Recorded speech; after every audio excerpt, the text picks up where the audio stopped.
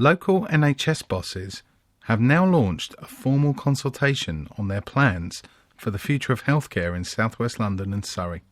Their preferred option is to remove all acute services from Epsom Hospital and St Helier Hospital.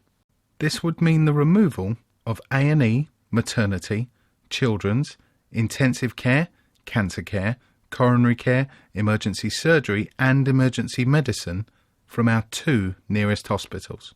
They say that they would like to provide a single new acute facility to replace those services. This facility might be located at St Helier Hospital, it might be located at Epsom Hospital, or the preferred option is next to the Royal Marsden in Belmont. If this dangerous plan is carried out, it would mean fewer beds, care delivered by fewer consultant doctors, longer journeys for most people, a single A&E and maternity in place of 2, and a facility which is only accessible via emergency ambulance or with a referral from your GP. On the 6th of January 2020, a meeting was held in Bourne Hall in Ewell, where the NHS bosses took the decision to do this. The general public are clearly not convinced by their dangerous plans, despite their attempts to paint the downgrading of 2 of our existing major acute hospitals as if it were a good thing.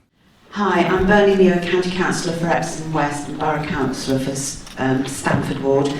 My concerns, I have attended most of the meetings that have happened over the last few years, and every time I look at the data, there seems to be an issue of, 1, not establishing the right targeted population increase in not just our borough but the surrounding boroughs, but also for the transport, because with a projected 30,000, for instance, population here in Epsom and the surrounding areas, our roads are going to be significantly more congested.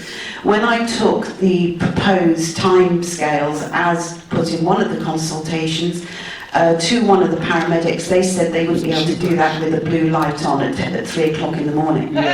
So, I think this transport thing is extremely significant to the outcomes, to how patients get there, to how the ambulances get there, to the feasibility for elderly to get there. There are no plans, I'm on the Planning and Regulatory Committee at Surrey County, there are no plans for additional roads. There's no mitigation, and the figures are, as far as I can see, blatantly wrong for what is supposed to be a projected transport target and the population, likely population increase. If you put those 2 together, that is a very dangerous cocktail. What is your answer to that? And can you please show us today the proper figures that you should be dealing with on population increase and likely transport? Sorry, I missed your name.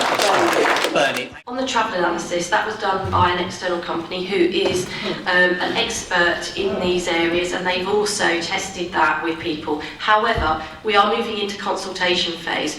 If there are parts of that that members of the public think are wrong or incorrect, we can take that back to Mark MacDonald, who did the piece of work, and we can ask them those questions, and they will be part of the process of the consultation. They'll be able to talk people through the work that they have done, and also take into consideration any new information or any information that you believe is incorrect in what they have done. So that's been quite a big piece of work, and I know it has been tested, but it will be a consultation phase. That's the whole point, is to receive any new information, any information you think that we haven't got correct in this process, and we can do that, and then we can respond at the end.